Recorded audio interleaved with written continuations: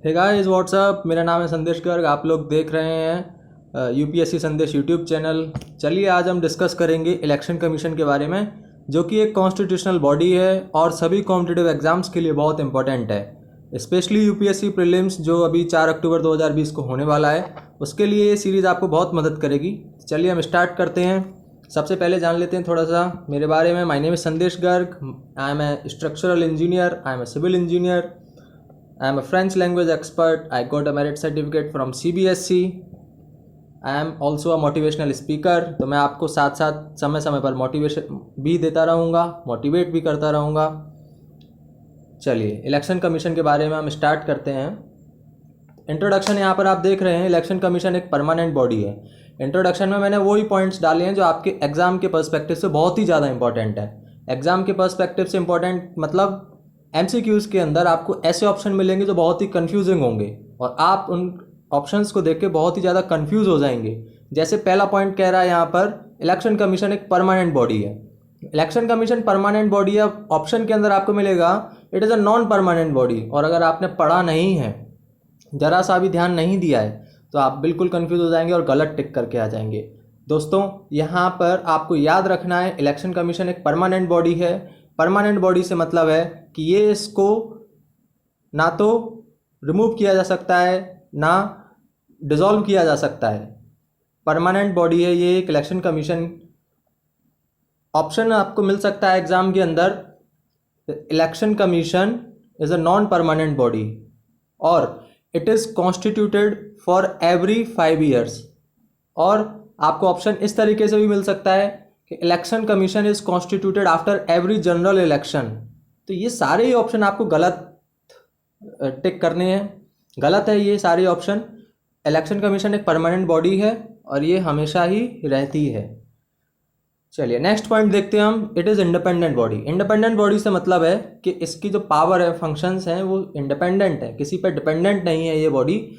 इसके पास खुद की कुछ पावर्स हैं, इसके खुद के कुछ फंक्शंस हैं जो ये इंडिपेंडेंटली परफॉर्म करती है। ओके, अब most important point, it is established by constitution of India. Most important point यहाँ पर आपको मिलेगा, it is established by constitution of India, यानी कि भारत के संविधान के द्वारा इसको इस्टेब्लिश किया गया है। भारत के संविधान के द्वारा इसको इस्टेब्लिश किया गया है, मतलब हम भारतीय संविधान में इसका प्रावधान देख पाएंगे। कहाँ पर? आर्टिकल 324 के अंदर।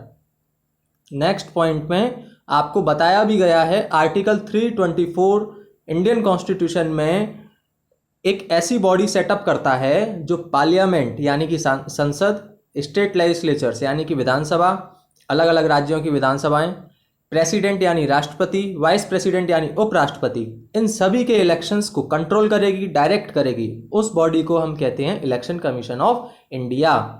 अच्छा, यहाँ पर एक पॉइंट आप इंक्लूड किया गया है, all India body, that is common to both central and state government, यानी कि इलेक्शन कमीशन ऑफ इंडिया एक ऑल इंडिया बॉडी है। ये सेंट्रल गवर्नमेंट, स्टेट गवर्नमेंट सभी के लिए कॉमन है। सेंट्रल गवर्नमेंट और स्टेट गवर्नमेंट से कॉमन से मतलब यहाँ पर ये है कि ये लोकसभा के इलेक्शन भी कराएगी, ये विधानसभा के इलेक्शन भी कराएगी। ये लोकसभा के इलेक्शन भी कराएगी, ये विधानसभा के इलेक्शन भी कराएगी। यानी कि सेंट्रल गवर्नमेंट के लिए जो इलेक्शंस होते हैं वो भी election commission of India conduct करेगा, स्टेट गवर्नमेंट के लिए जो इलेक्शंस होते हैं वो भी election commission of India conduct करेगा। Now the point here is to note that, यहाँ पर आपको पॉइंट ये नोट करना है कि म्यूनसिपैलिटीज़ और पंचायत के इलेक्शन आप election commission of India conduct नहीं कराएगी। म्यूनसिपैलिटीज़ एंड पंचायत्स के जो इलेक्शन होते हैं, यानी डिस्ट्रिक्ट लेवल पर, विलेज लेवल पर जो इलेक्शंस कंडक्ट होते हैं, उसके लिए कॉन्स्टिट्यूशन में एक सेपरेट बॉडी बनाई गई है जिसको बोलते हैं हम स्टेट इलेक्शन कमीशन। यहाँ पर मैंने हाईलाइट करके ये पॉइंट इसीलिए डाला है क्योंकि एग्जाम के अंदर आपको कंफ्यूज किया जा सकता है कि election commission of India conducts all the elections in India, या election commission of India conducts panchayat and municipalities elections. इस तरीके से आपको अलग अलग ऑप्शन देके कंफ्यूज किया जा सकता है, तो आपको कंफ्यूज नहीं होना है। पंचायत और म्यूनसिपैलिटीज़ के elections state election commission conduct कराता है, जिसका कॉन्स्टिट्यूशन में एक अलग प्रोविज़न है। Okay, moving to the next slide. अब हम बात कर लेते हैं कंपोजिशन की। कंपोजिशन की बात अगर हम करें तो इलेक्शन कमीशन ऑफ इंडिया के हेड होते हैं एक chief election commissioner. Chief election commissioner जो होते हैं वो इलेक्शन कमीशन ऑफ इंडिया के हेड होते हैं। उनके साथ एक इलेक्शन कमिश्नर का भी प्रोविज़न है, यानी कि 2 इलेक्शन कमिश्नर्स और रहेंगे चीफ इलेक्शन कमिश्नर के साथ, लेकिन पूरी बॉडी के हेड रहते हैं चीफ इलेक्शन कमिश्नर। ये सभी लोग प्रेसिडेंट के द्वारा अपॉइंट किए जाते हैं, राष्ट्रपति जी के द्वारा अपॉइंट किए जाएंगे chief election commissioner and other election commissioner. यहाँ पर chief election commissioner is the chairman of election commission, ये तो हमने समझ ही लिया है। रीजनल इलेक्शन कमिश्नर्स भी अपॉइंट किए जाते हैं। जैसे इतने बड़े इंडिया में जोग्राफिकल एरिया बहुत ज़्यादा है, तो बॉडी के फंक्शंस को डिस्ट्रीब्यूट करने के लिए अलग अलग रीजन्स में इलेक्शन कमिश्नर्स बनाए जाते हैं ताकि बॉडी प्रॉपरली फंक्शन कर पाए। तो इन रीजनल कमिश्नर्स को भी कौन अपॉइंट करता है? प्रेसिडेंट ही अपॉइंट करता है, लेकिन आफ्टर कंसल्टिंग इलेक्शन कमीशन। ये पॉइंट आपको याद रखना है। Regional commissioners are appointed by president but after consulting election commission. इसके जो मेंबर्स होते हैं, इलेक्शन कमीशन के जो मेंबर्स होते हैं, उनके सर्विस कंडीशन, उनकी सर्विस कंडीशंस यानी कंडीशंस ऑफ सर्विस और टेन्योर कौन फिक्स करता है? प्रेसिडेंट फिक्स करते हैं। ये एक मल्टी मेंबर बॉडी है, ये तो आपने समझ ही लिया, क्योंकि एक चीफ इलेक्शन कमिश्नर और 2 अदर इलेक्शन कमिश्नर हैं, तो ऑब्वियस सी बात है कि एक मल्टी मेंबर बॉडी है, सिंगल मेंबर बॉडी नहीं है। ये आफ्टर 1993, इसका क्या मतलब है कि 1993 से पहले एक सिंगल मेंबर बॉडी हुआ करती थी, लेकिन 1993 के बाद election commissioner plus 2 other election commissioner, chief election commissioner plus 2 other election commissioner भी इसके अंदर होते हैं। That's why it is a multi member body after 1993। अगर हम पावर, सैलरी और अलायंसेस की बात करें इलेक्शन कमिश्नर ऑफ इंडिया के या चीफ इलेक्शन कमिश्नर के, पावर, सैलरी और अलायंसेस की बात करें, then these are equals to the जज ऑफ द सुप्रीम कोर्ट। यानी सुप्रीम कोर्ट के किसी भी एक जज, कोई भी जज के जो पावर होंगी, जो सैलरी होगी, जो अलाउंसेस होंगे, वही same power, same salary and same allowances chief election commissioner और इलेक्शन कमिश्नर्स को मिलेंगे। Okay, then the next point is tenure. अब इनकी कार्यकाल की अवधि क्या रहती है? टेन्योर का मतलब होता है कि इनके काम करने का टाइम पीरियड, स्पैन क्या रहता है, टाइम स्पैन क्या रहता है, ये कितने साल तक काम करते हैं। अगर एक बार अपॉइंट हो गए तो कितने साल तक काम करेंगे? जैसे एक बार अपॉइंट होने के बाद इनका टाइम पीरियड 6 ईयर्स या फिर 65 ईयर्स। इसका क्या मतलब है? यानी कि अगर किसी इलेक्शन कमिश्नर की एज 65 ईयर्स की हो गई है तो वो रिटायर हो जाएंगे, और अगर 65 ईयर्स के नहीं भी हुए हैं लेकिन उनका अपॉइंटमेंट के बाद से टाइम पीरियड 6 साल कंप्लीट हो चुका है, देन ऑल्सो उनको रिटायर कर दिया जाएगा। मतलब 6 साल या फिर 65 years of age, whichever is earlier. Okay, now let us go to the next slide. Independence की बात करें, हमने शुरू में देखा था इंट्रोडक्शन में कि इलेक्शन कमीशन ऑफ इंडिया एक इंडिपेंडेंट बॉडी है। तो इलेक्शन कमीशन ऑफ इंडिया एक इंडिपेंडेंट बॉडी है, इसका क्या मतलब है ये यहाँ हम बहुत अच्छे से समझेंगे। देखिए आर्टिकल 324 में इसका प्रोविज़न है, आपने देखा कॉन्स्टिट्यूशन ऑफ इंडिया के द्वारा इस्टेब्लिश किया गया है, यानी कि इसको कोई अपनी इच्छा से ना बना सकता है ना डिसॉल्व कर सकता है। ये एक परमानेंट बॉडी है, तो ये भी एक इंडिपेंडेंट का पार्ट है इंडिपेंडेंसी का। सेकंड पॉइंट यहाँ पर लिखा है कि रिमूवल ग्राउंड से मतलब यहाँ पर है कि जो इलेक्शन कमिश्नर्स अपॉइंट किए गए हैं प्रेसिडेंट के द्वारा, उनको आप कैसे रिमूव करेंगे इन केस अगर कभी ज़रूरत पड़ी रिमूव करने की, और उसका ग्राउंड क्या होगा, उसका बेसिस क्या होगा रिमूव करने का।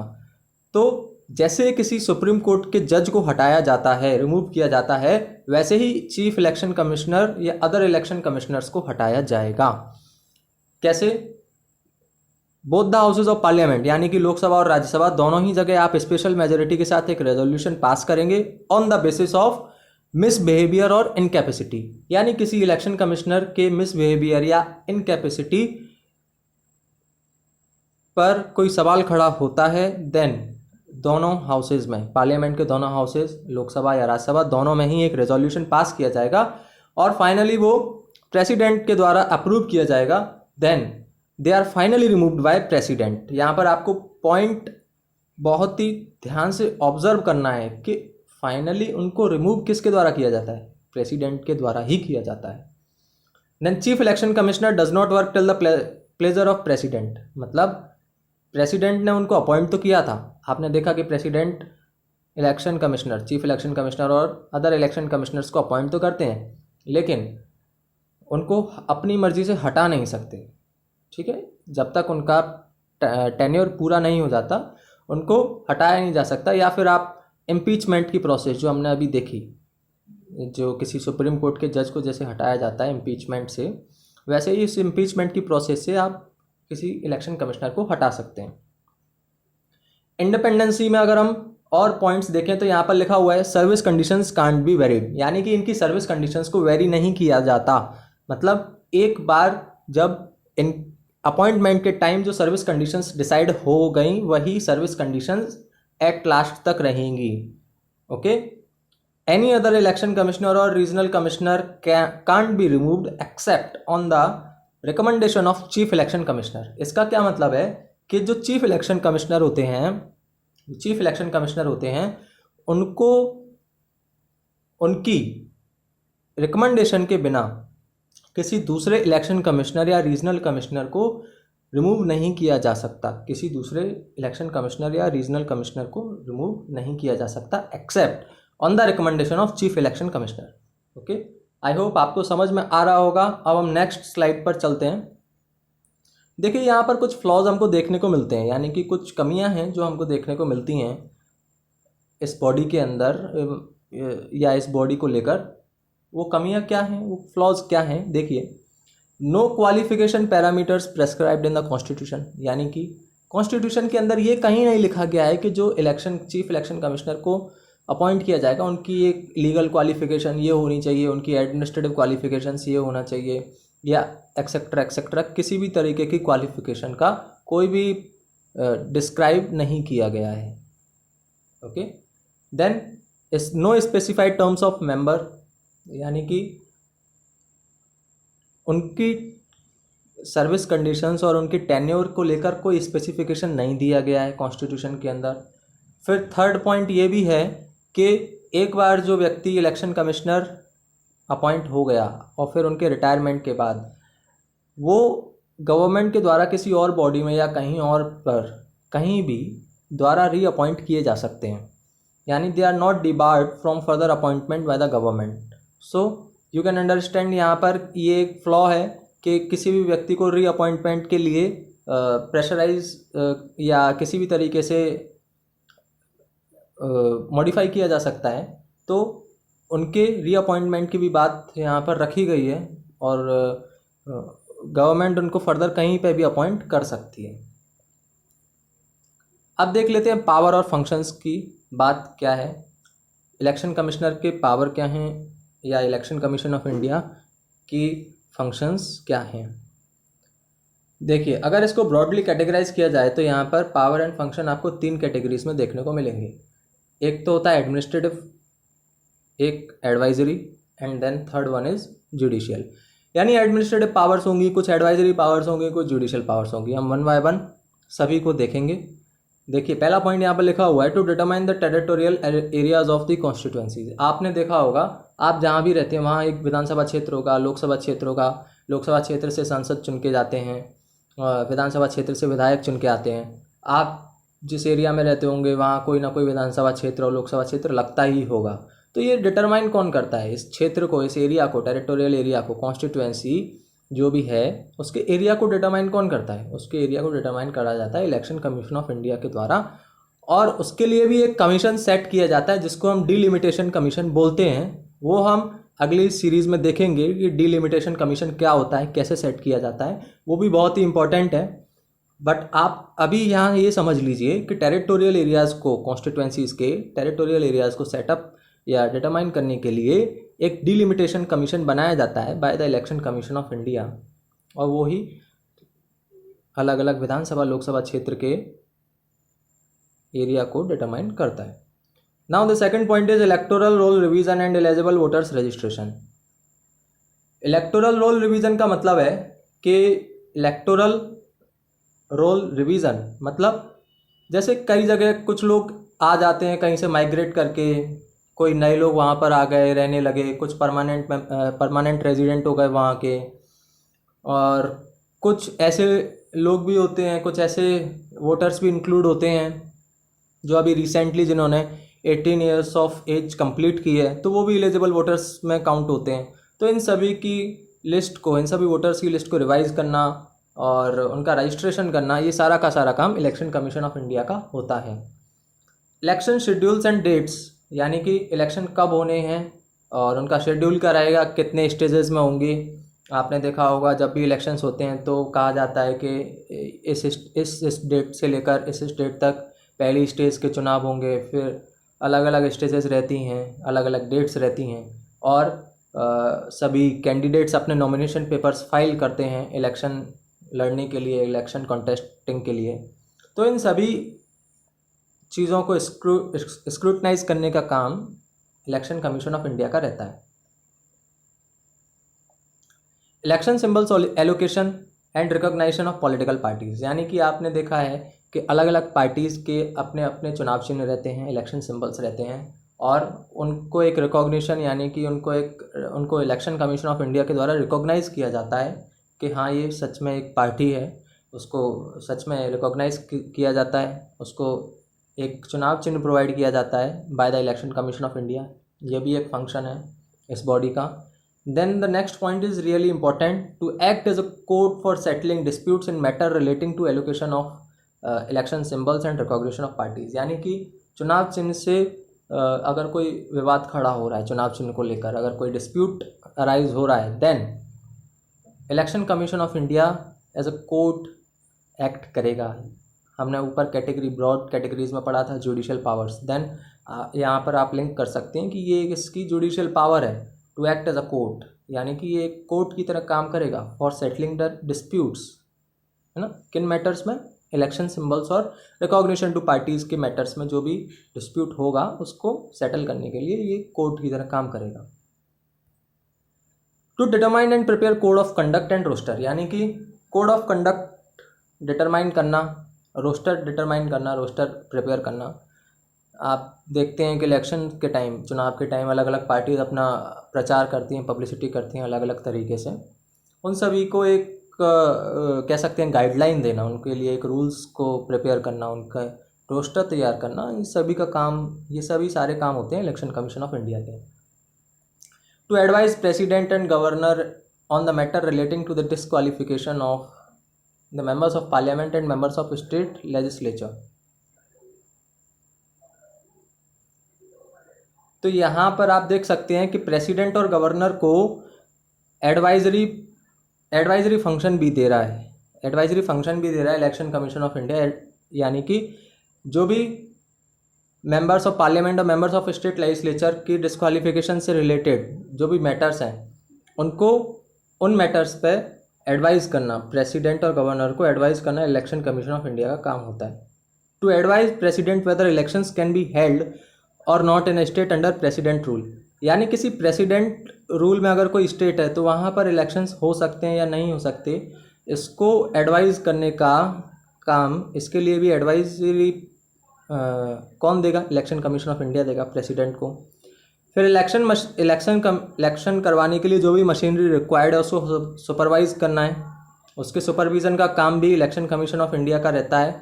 फिर staff requisitioning request to the president, यानी कि इलेक्शन कंडक्ट कराने के लिए जो भी स्टाफ रिक्वायर्ड है उसको, उसकी रिक्वेस्ट करना प्रेसिडेंट से। फिर अगर कहीं पर बूथ कैप्चरिंग और ऐसी कोई घटना हो रही है तो वहाँ पर पोल कैंसिलेशन करना भी इलेक्शन कमीशन का काम रहता है।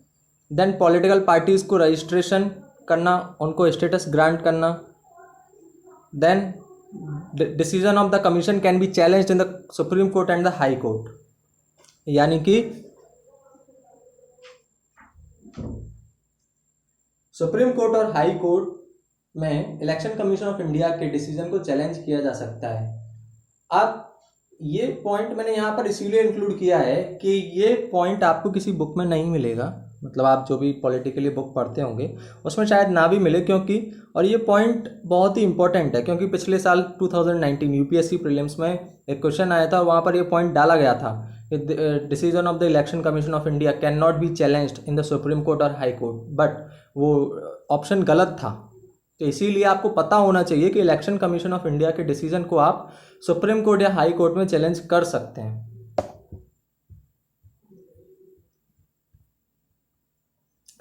चलिए फ्रेंड्स, यहाँ पर आपने देखा कि कैसे हमने इलेक्शन कमीशन ऑफ इंडिया के बारे में जाना। अब हम अगली सीरीज़ में प्रीवियस ईयर क्वेश्चंस और करंट अफेयर्स से रिलेटेड कुछ पार्ट देखेंगे।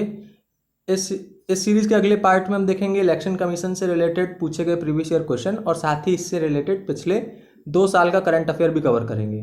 तो बने रहिएगा मेरे साथ, अगले पार्ट को ज़रूर देखें, और वीडियो पसंद आया हो तो अपना फीडबैक मुझे कमेंट सेक्शन में ज़रूर बताएं। लाइक करें, शेयर करें, सब्सक्राइब करें। Thank you very much.